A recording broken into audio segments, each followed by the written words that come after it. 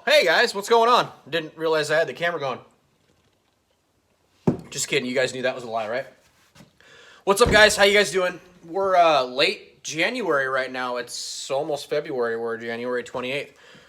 How you guys doing? What's been going on? Thought I'd toss together a super quick, no real purpose to this video, beers in the shop, because we're guns, gears, and beers, right? So, just got a couple things in the mail. I got a knife sharpener, got a new Spyderco.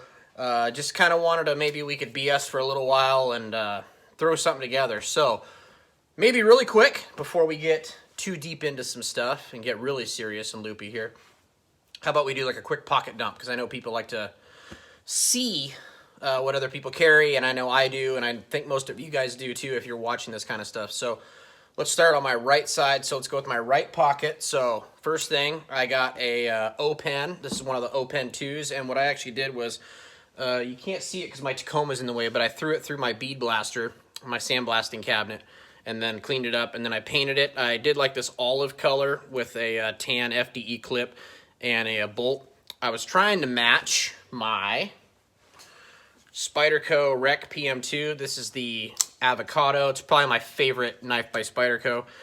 And what I'm going to get a hard time about is this tip down carry standard clip on here. I'm waiting for Casey Lynch. By the way, I just got this in the mail today. This is my matching tan and FDE Lynch cap. I'm waiting for the long carry deep FDE pocket clip. And I know a lot of people are waiting too. So that is on my list. And speaking of things by Casey, also got a 2.5 AAP all access pass. This is an OD that's been like sand washed, and it's not sand washed, that's kind of not the right word, but it's an OD with an OD clip, and it's got like a bronze undertone to it. So Lynch pry bar. And then I also got one more thing here. Got my challenge coin from O Lounge. If you guys are in the EDC community and you guys are into knives, lights, guns, pry bars, knife sharpening, what we post about what we eat every night, food. I know it sounds kind of weird, but it's fun. Funny, hilarious memes. Go check out O Lounge on Facebook. You guys will not regret it. We need as many people over there to do meme bashing and gear dumps as we can. In my left pocket, probably my go-to light right now is an Olight Warrior Mini, and this is their limited edition camo. Warrior Mini is becoming like my favorite light lately. S2R Baton 2 has been my jam for quite a while, but that light is becoming my quick favorite because I like the tail switch option. I honestly didn't think the tail switch would mean that much to me, but I'm starting to really like it. Plus, this camo pattern really goes with most of my carry stuff with this color. And then, speaking of that same color, I have a Ridge wallet in the OD green. And, if you guys watched my last video, you probably saw it was about copper, right? I got a copper-coated wallet from Aries. I actually took, in fact, still have the plates right here. I took one of my super cheap Armor Tack, whatever brand, Armor Tack eBay wallets that was like 10 bucks. Took it all apart, put it right here, and I got some 0.08 millimeter copper, and I made my own copper plates for it, and it's starting to get quite a little patina. So up until about 3 days ago, this is what I was carrying. So I've been carrying it for about a month with the solid copper. Really like the color, how this is turning out. Copper at work is kind of my jam because of the antimicrobial properties of it. I carry a copper PM2, I carry copper light, copper wallet. It's kind of my thing. But when I'm at home and I'm just messing around at home, FDE, tan, that's kind of my thing. So, and other than that, I just have my Tacoma keys because I've been out running errands today. That's it. That's everything I got in my pockets. So, what did I get in the mail, and why would you guys care, or why are you guys watching what I got in the mail? So, today, I just got a new Spyderco, as I mentioned. So, this is my first Mannix. And if you guys are into Spydercos, and I'm just telling you I got this today, you guys probably know what it is, right? This is the DLT Drop purple and black crew wear Mannix. So, I've opened it before this video. Check this out. Again, this is my first Mannix. I never thought I'd buy anything purple. Purple's not really my color, never has been, whatever. Until I bought the purple DLT PM2, pair of 3, bunch of O-lights in purple, and now this guy. So, it's kind of stiff for me, and I'm usually pretty good at the Spidey flick. I'm usually pretty good at that. This thing seems kind of stiff for me. I don't know, maybe I just need to work in the action, and then this spring is super stout, man. I'm just starting to kind of, I'm trying to get used to it, but I think I like the profile of it. I really like this, I don't know what you call this, finger groove right here in the G10. I really like it. Haven't cut anything with it, haven't messed with it hardly at all, but I think I'm gonna like the Mannix. Maybe we can get Rec to come out with a Mannix. I just got the Little Native, and it's got a super stiff action. It's nothing even like this. It's worse than this. Look at that. That's about all I can do with the DLT, or sorry, the Rec Little Native. But look at this thing. Brand new, doesn't get any better than that. But I'm really liking it. And if you guys out there want to see what it looks like up against a PM2, because I know I was curious about that, that's what they kind of look like together. So, I've said this before on video, I carried a multi-tool for years, usually a Leatherman Skeletool. Still carry it on occasion, but lately, guys, like I say, I have kind of a confession to make. Spyderco has been like my jam lately. I know I say that's my jam a lot, but it really has. I admit it, I'm kind of a Spyderco junkie. It's kind of like the Glock of the knife world. I don't know, what do you guys think? By the way, yes, I carry Glocks too, so what do you guys think of that? So, speaking of mail calls and knives and all that, I got something else really cool here, I think, to show you guys. If you guys carry knives, if you do anything with knives at all, even kitchen knives or whatever, just got a sharpener in the mail. This sharpener was 49 bucks, free shipping off Amazon. I think a lot of you guys are starting to go this route, and this is the Worksharp Precision sharpener. $49.99 with free shipping off Amazon. So what you do here, this thing is held, this is a clamp, it's held on with a magnet. You pull this out. Be really gentle here. You unscrew this clamp. There's little teeth open up, right? There's little rubber pieces in there to keep your blade from marring up. Then, sometimes it doesn't want to stay open. You kind of, Spydercos are a little hard because of the way the grind is, the flat profile here. You tighten this down, just like this, right? Make sure it's not going anywhere. You put your knife back in the sharpener here. Then, you take this little guy. They call this a tri-abrasive. They call it that because it's a 3-way tri-abrasive mount, or whatever you want to call it. So the first thing you want to start with is 320 grit. What you do is I'm not going to sharpen it on camera here, but this thing is held in by a magnet. And you can adjust your angle here on camera. See if I can show you here. Goes all the way up to 30, 25, 20, and 15, and then the single-digit increments here. I seem to be sharpening stuff on 20. People seem to sharpen their Spydercos anywhere between like 17 to 20 degrees. Comment down below if you guys have any opinion on that, because I'm still really, really learning. So basically what you do is you go through the grits, right? So you go up, and they show you to do an up and down pattern here. So you do it like, I don't know, 4 or 5 times, whatever. Then there's a little button on the back here. You push that, and then you can rotate the knife. And then you do the other side, right? Kind of an up and down motion until you go through the grits. So you got 320, 600, and then you got this ceramic stone, ceramic hone that comes with it, right?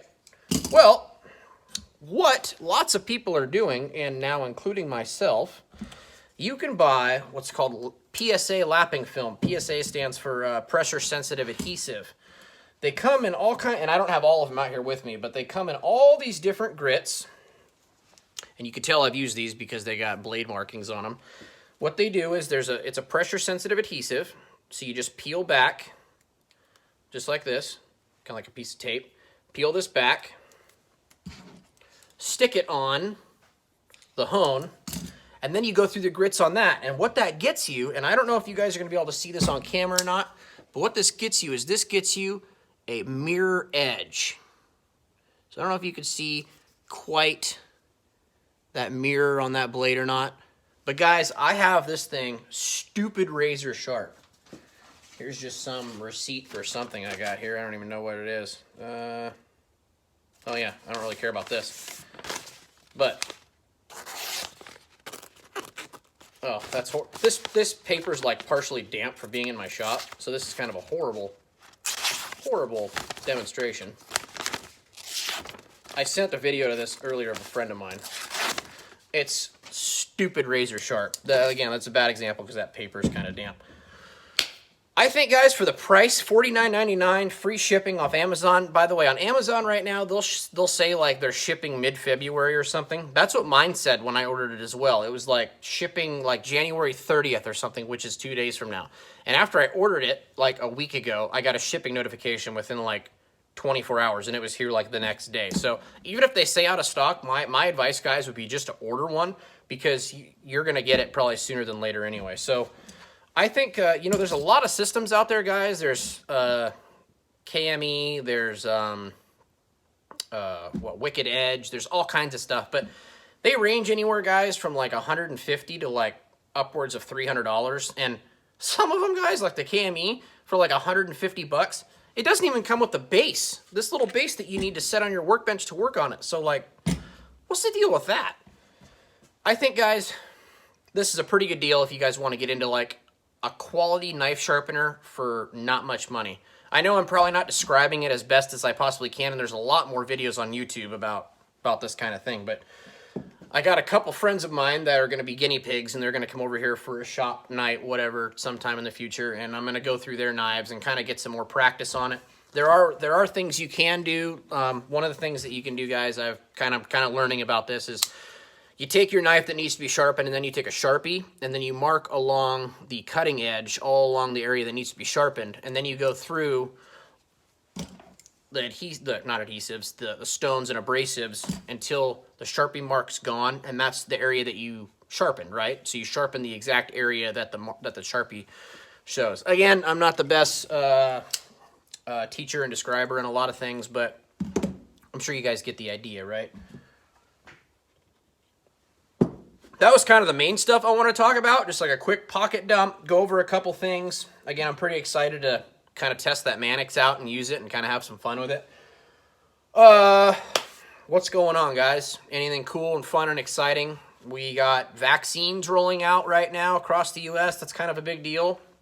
What's your guys' opinion on the vaccine?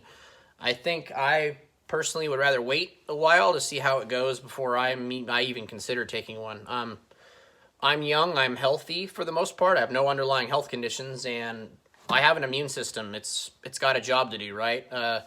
Knock on wood, I haven't gotten sick yet. My wife hasn't gotten sick. She's teleworking, granted, but I'm out every day, and I work with public transportation, so I'm around all kinds of different people every day. Not trying to get political and talk about COVID or whatever, just throwing that out there because I know it is a big thing right now around the world, and we're all dealing with it every day, right? So, in fact, my wife's grandparents just got their second vaccine. They got the second dose, so, and they had no side effects, and they're into their mid-80s. So I know it's different for each vaccine and for each person case, right? But hey, just wanted to see what you guys thought of that. Okay, done with that topic, and I didn't even really plan on bringing it up. It just kind of popped into my head. Behind me here, my Tacoma's in the shop. I have a box fan on it right now, propped up on a toolbox thing, tote there, and I'm getting some moisture in my truck, and I don't know if it's seeping in through the canopy foam or whatever. I just use this weather stripping adhesive on the bottom of the canopy. I don't know if it's seeping in there, if it's seeping in the back of my latch, you know, my window or whatever. But got a fan in there, trying to keep it dry. And then I have a dehumidifier that I'm going to put in there. Because I just got I just opened that up the other day to get something out of there, and I noticed that my brand new Dometic fridge that I just put in over this last summer, the protective bag over it had a little tiny speck of mold on it. And I'm kind of a clean germ-phobe freak, so I saw that and it kind of ticked me off. So I scrubbed that down really well, and I'm trying to dry out the bed as best I can. I'm going to tighten my canopy clamps down a little better. I don't know. My truck's inside 99% of the time, but when I'm at work, it's outside in the rain. There's nothing I can do about it. But anyway, trying to keep as much water out as I can. I've had thoughts lately of taking the whole thing off my truck, the canopy, the tent, the awning, all that stuff. I've been thinking about taking it off because it's wintertime. Normally I just have a truck box in the back, a toolbox, but you know, we're in late January now, almost February, and before you know it, we're going to be a couple months, and I'm going to want to use my tent anyway and everything, so I'm just going to leave it on there, I think, and fight through the winter.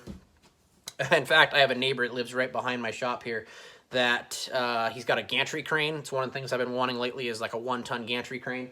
And I'm probably going to end up getting it from him, store it somewhere in the shop here, and that's going to be easy to take the tent off with the chain fall. So anyway, just this is beers in the shop, right? So we're just talking about random stuff.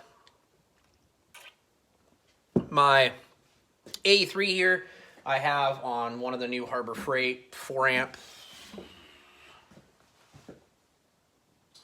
high frequency trickle chargers, so it constantly monitors the battery, and it's a brand new red top Optima battery, so I want to keep it fresh and charged all the time. And so that's that. And one of the things that really bothers me about being here right now in this particular situation with the truck here and the Tacoma here, the Tacoma with the, so this where the 83 is, this is an automatic door, and then where the Tacoma sits, it's a big manual roll-up door.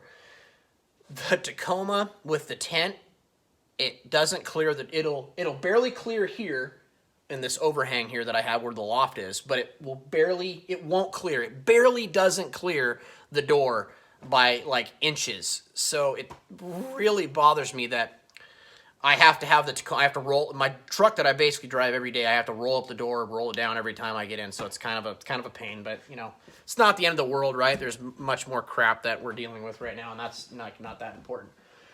Update on I'm calling it I got a new name for it. Instead of calling it like the 82 pickup and like all these videos behind the boat here, it's the Rusty Luxie. That's the new name for the truck. The Rusty Luxie. As soon as we get out of like super thick rain here, I'm going to get the boat back out of the shop and on the side underneath the tarp shed here. And I'm going to roll that truck out, start to get some more sanding done on it, and then I'll start getting ready to throw some paint on it. So I haven't completely forgot about it. It's just, it's cold out here, man. It's cold. I'm not getting a whole lot of stuff done. But, you know, whatever. Is what it is. So anyway, guys, whatever you guys are doing, I hope you guys are doing well and you're staying happy and healthy. I don't really know what else to talk about. Really miss having friends over, man. Really miss having guys' nights. And generally when they come over, you know, we'll roll like the Tacoma out of the shop, and if it's not raining, that's right, I won't take that truck out in the rain. So if it's not raining, I'll roll the 83 out, and we'll kind of social distance in chairs and, you know, whatever. We'll have a good time, toss back some beers, and have a good guys' night. But really miss hanging out with friends. You know, this situation really sucks, man. So whatever you guys are doing, if you guys are hanging out with friends, you know, be safe, obviously. You know, I don't try to babysit people by any means, but, you know, my wife goes over to Seattle once in a while and hangs out with some friends, and I always try to tell her, hey, you know, because I try doing the same thing. Keep your distance if you can. Wear a mask if you're close together. But I don't know. You know, this is just a stupid situation that we're in right now. And yeah, so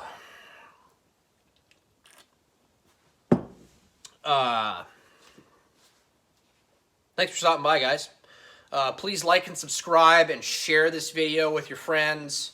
And I know I've said this like 5 or 6 times, but I'm trying to get more content out, but with stuff going on around the house and work, it's just, you know, things kind of get in the way. So Take care, guys. Like and subscribe. Cheers.